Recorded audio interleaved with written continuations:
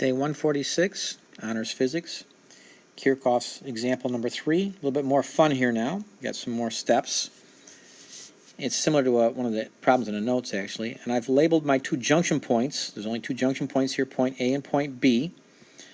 I've labeled those in blue. The color is insignificant. But bottom line is this middle branch, I have 4 amps. And I'm so tempted right now just to do the easy stuff, and that is the voltage of that 2 ohm resistor, because V equals IR. You can jot that right in there right now. V equals I is 4, R is 2, so this is 8 volts right here. Very similar to one of the problems in the notes. But really, one of the things you want to do early on is assign your branch current. So the middle branch has 4 amps. From B to A, I don't know if the current goes clockwise or counterclockwise, but I'll just go this way for now. Once again, that's just going from B to A. I'm not going in a loop yet. That's a different rule. I'm just assigning currents, and I'm going to call this I sub 1 to differentiate that from I sub 2. There's possibly current going this way from point B up and over. I'm going to call that I sub 2. And if I get some negative answers, I know that currents are in the other directions. But right now, those directional arrows are important. I've got 2 currents going into point A, and then the 1 current coming down from A to B is 4 amps. But I sub 1 plus I sub 2 has to equal 4 amps according to this diagram. So let's see what happens here. Actually, this left-hand loop is pretty straightforward. If I look at, well, let me label some more points here. I'm going to lower left-hand corner, call that point C, upper left, point D, upper right, point E, lower right, point F. I'm looking at loop. I'm going to look at loop A, B, C, D. And I have 3 elements once again. You could have 4 or 5 things in one loop, but I have a lot of diagrams where I have 3 elements. So V sub 1 plus V sub 2 plus V sub 3 equals 0, generically stated. And let's look at that loop over there then. V sub 1, the first thing I come to is my 2 ohm resistor, which has 8 volts, but it's negative because I'm going with that blue arrow down from A to B. So that's negative 8.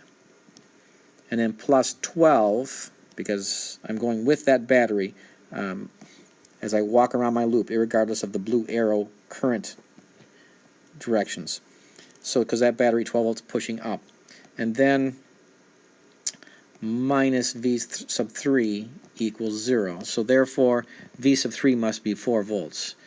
V sub 3 equals 4 volts. That's an important number. And what you would do, I'm not going to finish this problem off, I think. Well, 4 volts. Let's see how far I go. If I know that voltage, bottom line is I can get the current I sub 1. Because I would apply Ohm's law right here to get this current right here, which could give me the answer to part A of the problem, because I have my ammeter number 1 in that lower branch right here. That's this current. So use V equals IR, we'll get the current right there. Once you have that current, I sub 1, and it's going to be less than 4 amps, that means that this current does indeed go this way. So that this current is going into point A, this is going into point A. This, the only thing coming out is 4 amps. So if you take the 4 amps minus this current, that will give you this current. It's going to be 3-ish amps. I don't know, a little bit more, a little bit less. You can figure that out. But it's going to be, give or take, around 3 amps, this current right here going into that spot. So once you have that current, you know that that current right here is going to match up with this battery and this resistor. But the key thing is this resistor. You can do then V equals IR for this resistor to find the voltage of this resistor, and then apply Kirchoff's second law, loop law, to this loop right here. And everything's conventional. You would have this voltage, V sub 1, basically minus this voltage, minus 8 equals 0. Essentially, V sub 1 is going to be the sum of these 2 voltages, that voltage and this voltage, because everything is conventional there. So that would solve that problem. Oh, actually, this is actually find the power of the 12-volt battery. Well, to find the power of the 12-volt battery, you can just use P equals VI. You can't use I squared R for a battery because it doesn't have a resistance per se, but you will know the current in this 12-volt battery, and you know the voltage, so just multiply the voltage times the current will give you the power supplied by this battery.